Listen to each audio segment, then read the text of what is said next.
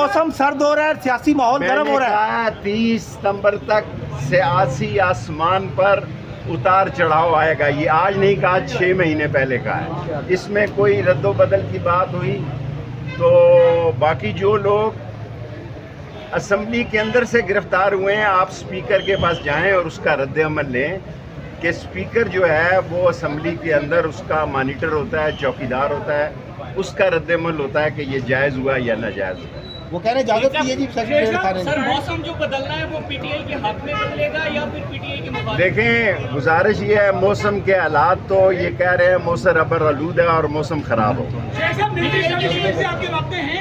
अल्लाह के फजलो करम से मेरे अल्लाह के साथ राब्ते हैं। ये पहला दौर है जिसमें मेरा कोई किसी से राब्ता नहीं। किसी ज़माने में मेरे बड़े राब्ते थे, वो काम नहीं आए, 40 दिन का चिल्ला काटना पड़ा।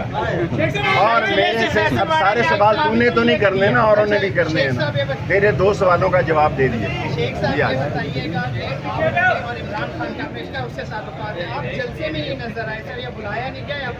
देखिए, मैं आपसे अर्ज़ करूं कि जो एक ही बंदे से मेरे तल्लुकात हैं, मेरी अपनी पार्टी है अवामी मुस्लिम लीग।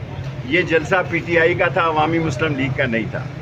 सेकेंडली, मैंने 3 दफ़ा चिल्ला काटा है, किसी और ने काटा है। 40 दिन का चिल्ला किसी और शख्स ने काटा है तो उसका नाम मुझे बताए कि ये वो शख्स है जिसने 40 दिन का चिल्ला काटा है। और अगर हाई कोर्ट का फुल बेंच मुझे पेश ना करवाते सरदार राज़िक साहब, तो मेरा ख्याल है मैं 4 महीने ही अंदर। सर, इमरान खान से क्या गिला शिकवा है आपको? कोई गिला शिकवा अली अमीन गंडापुर ने गालियां दी हैं मीडिया वालों को, उसके ऊपर आप देखें, किसी शख्स को गालियां नहीं देनी चाहिए। प्यार मोहब्बत से वफा और जफा में एक नुक्ते का ही फ़र्क होता है, दुआ और दगा में एक नुक्ते का फ़र्क होता है। सिर्फ मैं काजी फाइक ईसा साहब को उन्होंने जो बयान दिया है कि ये मुझे मजबूर भी करेंगे तो मैं एक्सटेंशन नहीं लूँगा, ये बहुत जानदार बयान है, बहुत वज़नी बयान है। और मैं समझता हूँ कि उनके इस बयान को आपको एहतराम की नज़र से देखना चाहिए।